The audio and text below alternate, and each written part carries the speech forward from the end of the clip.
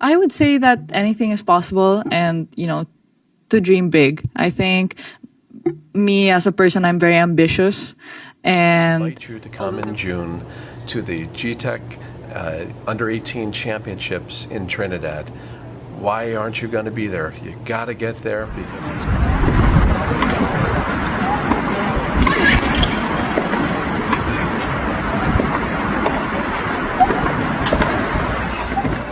shocking. Alex Eala rejects $5 million? The one sentence that made the ITF president CRY live on TV in Qatar. Welcome back to Court Vision Plus, the only place on the internet where tennis isn't just a sport, it's a story, a movement, and sometimes an outright miracle.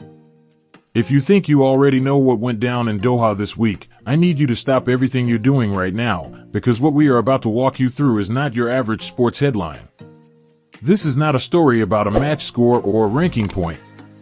This is a story about a 20-year-old girl from the Philippines who walked into a stadium, stood in front of thousands of people, stared down a fortune that most of us will never see in our lifetimes, and said no. Not for herself, at least. And in doing so, she didn't just win a trophy, she won the hearts of the entire world. Buckle up, because this one is going to take you on a ride. We are talking about a bombshell announcement that nobody saw coming, a staggering sum of money being redirected in real time on live television, and a reaction from the president of the International Tennis Federation that broke every composed, corporate bone in his body. By the time we're done here, you'll understand exactly why the phrase Alex Eala is now being uttered in the same breath as legends like Serena Williams, Roger Federer, and Rafael Nadal, not just because of what she does with a racket, but because of what she does with her soul. This is the story of the most extraordinary moment in modern tennis history. And it happened on a Tuesday evening in the Qatar desert, before a single ball was even struck. Let's set the scene, because context is everything. The year is 2026. We are deep into what has already been a breathtaking season on the WTA Tour. The Qatar Open, held annually at the Khalifa International Tennis and Squash Complex in Doha, is one of the crown jewels of the early season calendar. The stadium is world-class, sleek, modern, bathed in floodlights that make the court look like something out of a movie. The desert air outside is cool and crisp, but inside the arena, the energy is anything but cold. The stands are packed. Thousands of fans have shown up, flags in hand, faces painted, voices already warmed up and ready to cheer. But even before the evening session began, something felt different. You know that feeling when the atmosphere in a room shifts and you can't quite put your finger on why. That was the energy inside Khalifa on this particular night. Whispers were circulating through the crowd. People were checking their phones. Something was happening. Something big. Tournament staff were moving with unusual urgency. A section of the court was being roped off. A red carpet was being rolled out from the baseline toward the service line. A small podium was being assembled with the kind of speed that told you this had been planned, rehearsed, and kept absolutely secret until this moment. The stadium announcer's voice boomed through the speakers and asked for quiet. Not the usual hush for the players kind of quiet. A real, deliberate, this is important silence. And then, a figure walked out from the players' tunnel, not a player, not a tournament director, but a man in a suit. A man whose presence at a midweek session of a WTA event was so unusual that even the most casual tennis fan in the stands would have done a double take. David Hagerty, the president of the International Tennis Federation, had come to Doha. Now, you need to understand how significant that is. The ITF president does not casually show up to a Tuesday evening session of a tournament. These figures appear at Grand Slam trophy ceremonies, at board meetings, at official diplomatic functions. They do not roll up to the Khalifa complex midweek for no reason. The moment he stepped onto that red carpet, the crowd knew this was not routine. The whispers got louder. Was there a doping scandal about to break? Was a major announcement about tour restructuring happening? Was someone retiring? Was the sport merging with something? Nobody knew. But everyone felt it. The anticipation was almost unbearable. And then Hagerty took the podium microphone, looked out at the crowd with a smile that carried the weight of something deeply meaningful, and he spoke just 2 words. Alexandra Eala. The crowd didn't just applaud. They detonated.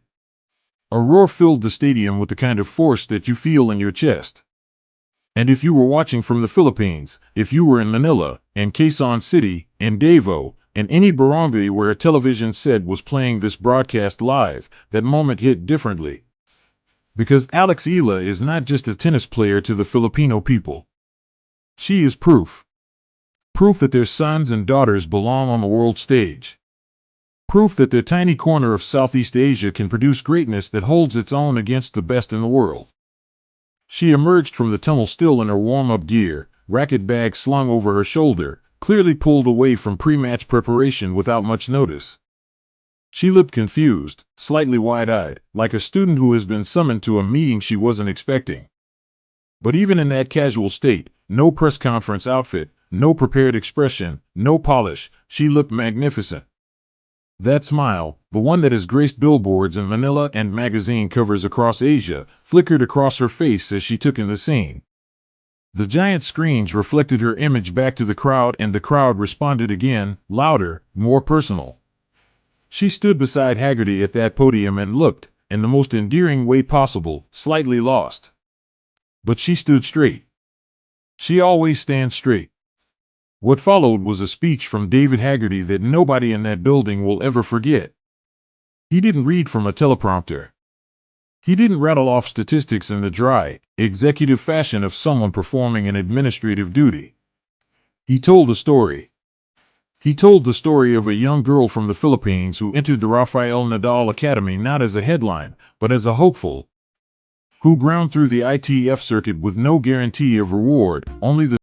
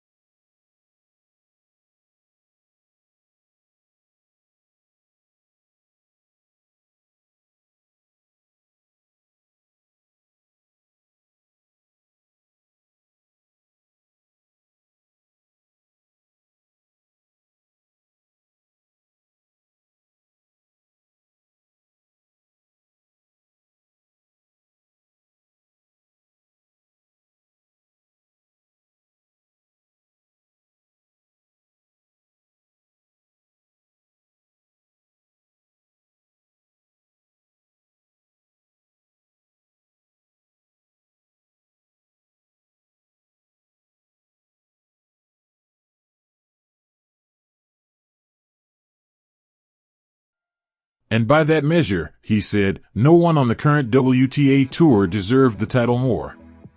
Then the giant novelty check appeared. You've seen these before, the kind of oversized ceremonial check that exists purely for cameras. White with thick black text.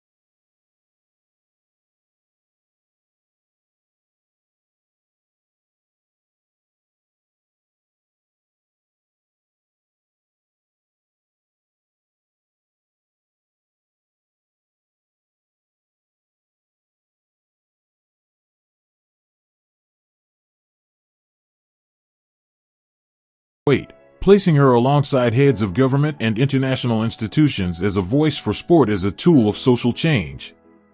And finally, he announced a lifetime partnership between the ITF and Alex Eala to carry the game to corners of the world where tennis had never truly reached.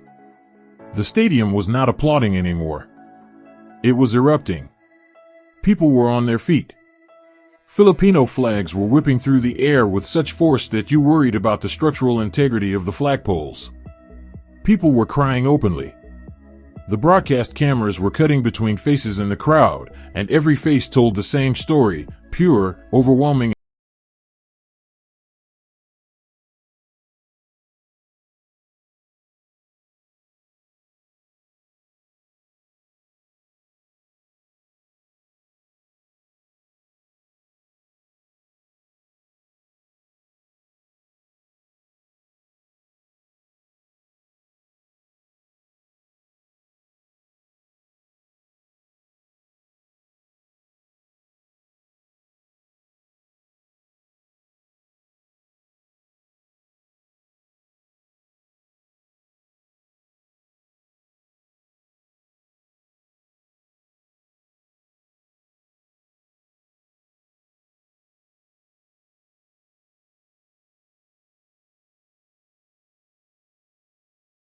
The young superstar accept her destiny with gratitude and tears. Hagerty held the microphone out to her. She took it. Her hand was shaking. The tremor in her grip was visible on every HD screen in the arena. She looked down. She breathed. The crowd quieted itself instinctively, the way crowds do when they sense that something important is about to be said. Not instructed to be quiet. Just choosing silence, because the moment demanded it. And then Alex Eala raised her eyes, looked directly at David Hagerty, and in a voice that was steady despite everything, despite the emotion, despite the magnitude, despite the millions of eyes watching, she spoke. Mr. President, I cannot accept this money for myself, because a legend is not defined by the fortune they keep, but by the fortune they give away. So I will only accept this honor if every single cent of this $5 million goes directly to the children in the orphanages of my country who have never even held a tennis ball. Silence. The kind of silence you cannot manufacture and cannot plan. A silence that happens only when a stadium full of people has its breath stolen simultaneously. For approximately 3 seconds, which felt like 30, nobody in that building made a sound. Not a cough, not a rustle, not a whisper. The broadcast picked up the ambient hum of the lighting rigs, because that was the only sound that existed. And then the reckoning hit. It didn't start with applause. It started with crying. You could hear it rippling outward from the front rows, individual sobs that merged into a collective sound of emotional overwhelm. And then the thunder arrived, not a polite, grateful standing ovation, but something primal, something raw. The kind of response that happens when a crowd of humans witnesses an act of grace so pure and so unexpected that it bypasses all the normal social protocols and goes straight to the chest. 10,000 people on their feet. A sound that shook the desert night. But the moment that stopped hearts, the moment that will live in sports broadcasts for generations, was not the crowd. It was David Hagerty. Cameras caught it perfectly. As Alex finished that sentence, the ITF president's face underwent a transformation that no amount of corporate composure could prevent. His jaw set. His eyes went red in an instant. He blinked, and then he stopped blinking, because blinking wasn't going to save him. He reached up and touched his face as if he could physically hold the emotion in. He couldn't. His face crumbled in the most human way imaginable, the way faces crumble when something breaks through every wall you've built and reaches the part of you that remembers why any of this matters. He didn't speak. He couldn't. He stepped forward and he wrapped Alex Eala in a hug. Not the formal, two-handed handshake with a pat on the back that officials usually offer in these settings. A full, genuine, desperate embrace. His arms went around her shoulders and he held on, and the camera stayed on that image, and the world watched the president of world tennis weep into the shoulder of a 20-year-old girl from the Philippines. She hugged him back.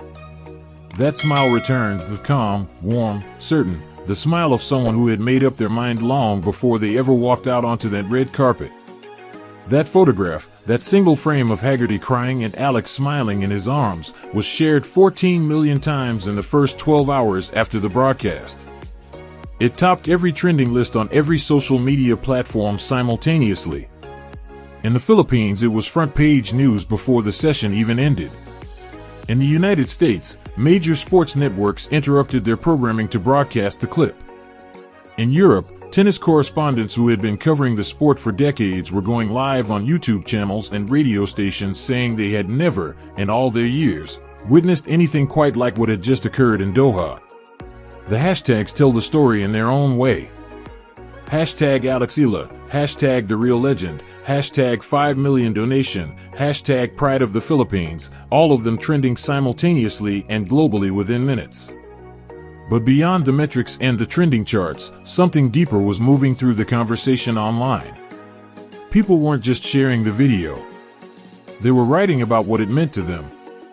Athletes, celebrities, politicians, and ordinary people from dozens of countries were posting personal reflections about what it feels like to watch someone choose others over themselves in a world that constantly celebrates the opposite. Think about the context of modern professional sports for a moment. We live in an era of maximum monetization. Athletes, and rightly so, in most cases, are increasingly sophisticated about their financial power and what their image and talent are worth in the marketplace. Sponsorship deals, image rights, social media monetization, appearance fees, the business of being a professional athlete is more lucrative and more complex than it has ever been. Nobody watches this and thinks athletes are wrong to seek financial security. They earn it. They sacrifice for it. Their careers are short and their bodies pay the price. But against that backdrop, for a 20-year-old who is not yet at the peak of her earning potential, who has not yet signed the mega sponsorship deals that will eventually come her way, to redirect $5 million away from herself on live television? That is a different order of magnitude. That requires something that cannot be coached or marketed. It requires character. The kind that is built quietly, over years, and practices nobody watched in matches that didn't matter in the rankings but shaped who she became.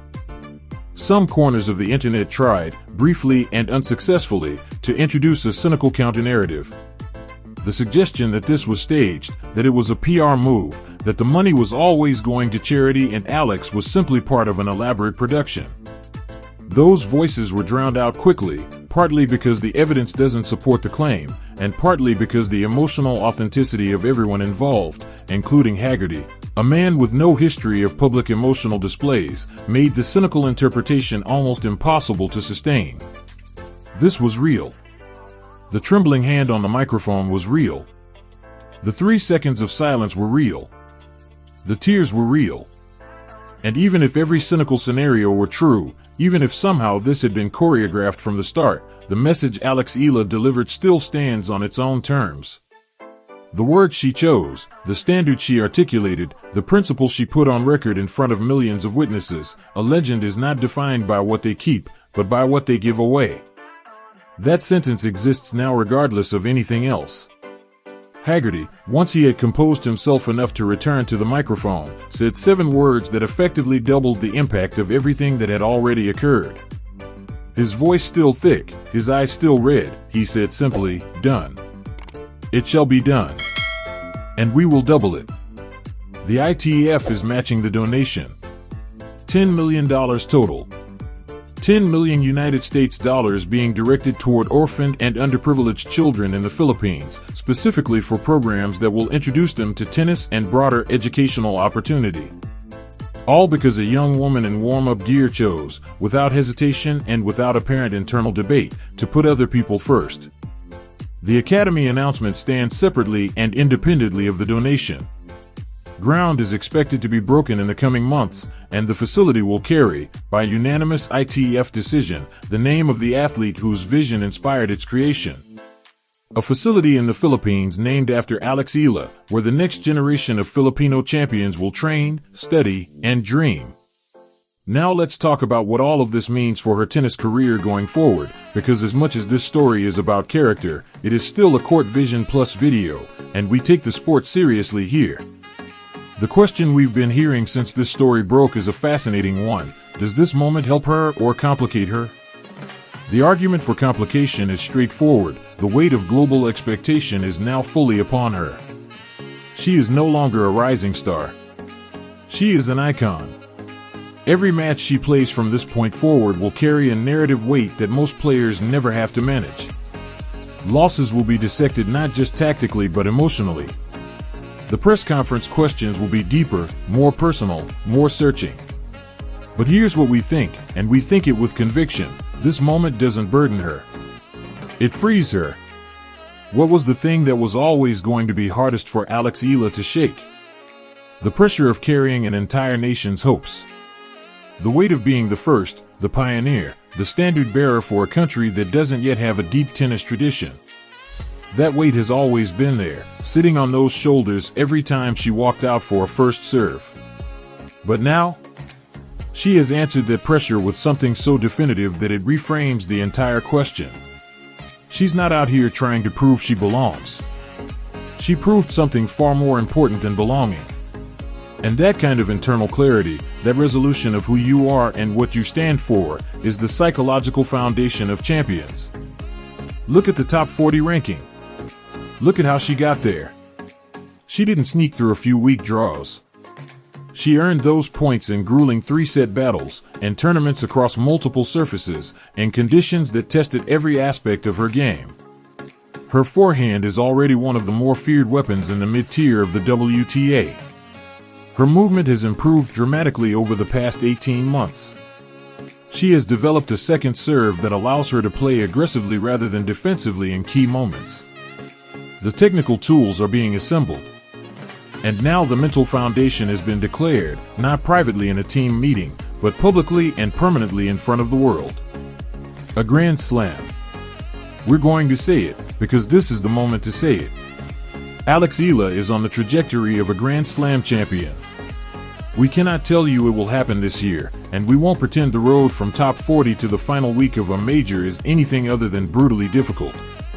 There are players ranked above her with more experience in big match situations.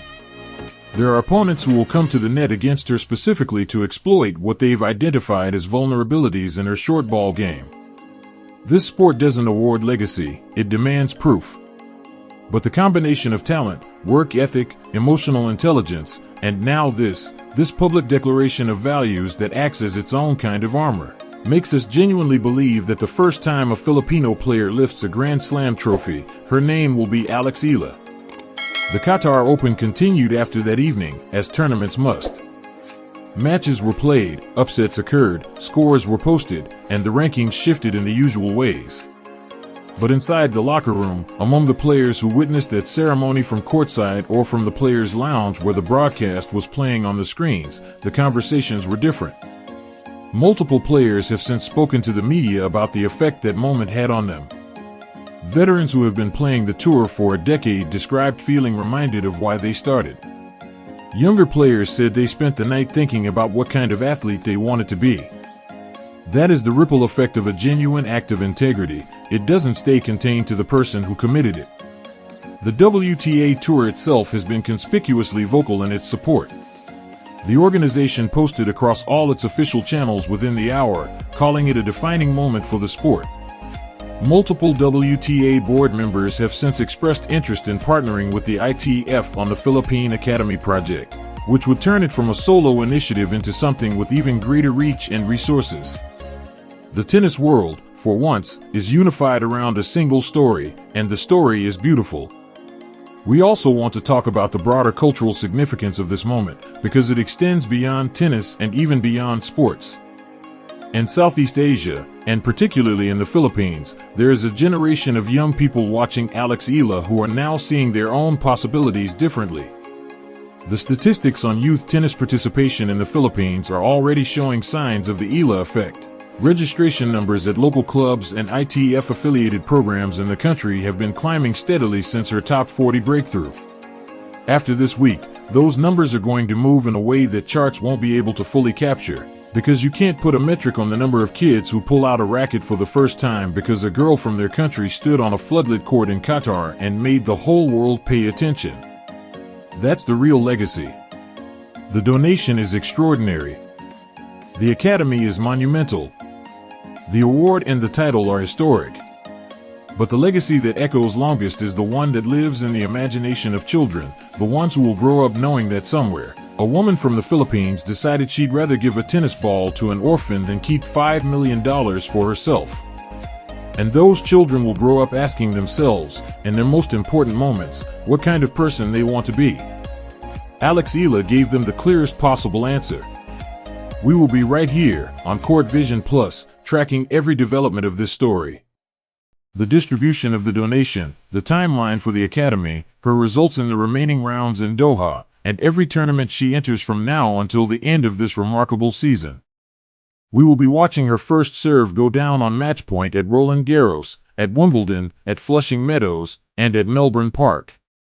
We will be there when she walks out for her first Grand Slam final, whenever that day comes, because we believe it will come. And when it does, we'll bring you back to this moment in Doha and remind you that it all started here. The girl in the warm-up gear, with the shaking hand and the steady voice, who looked at $5 million and thought of the children who had never held a tennis ball. Now we want to hear from you, and we mean that genuinely, because this community is what makes Court Vision Plus worth making. Could you have done what she did? At 20 years old, with your entire career still ahead of you and financial security within reach, could you have redirected that check on live television without flinching? We want to know. Drop your answer in the comments. Tell us if this story hit you the way it hit us. Tell us what you think her chances are of winning a Grand Slam in the next 3 years. Tell us if this is the greatest single moment in Filipino sports history, because that is an argument worth having and we want to have it with you. If this video moved you, hit that like button right now. Not for the algorithm, well, maybe a little bit for the algorithm, but because this story deserves to be seen by as many people as possible. Share it with someone who needs to be reminded that sports can still do this. Share it with a young athlete who needs to understand that greatness isn't only measured in trophies. Share it with anyone who has ever been told that where you come from limits how far you can go. And if you are new to Court Vision Plus, this is what we do here. We don't just cover scores. We cover meaning. We cover the human story inside the sport. We cover the moments that stay with you long after the match is over. Subscribe, turn on the notifications, and join a community that loves tennis the way it deserves to be loved, with passion, with depth, and with an open heart. Until next time, keep your eyes on the ball, and your heart in the game. Just dominate junior circuits. She made history.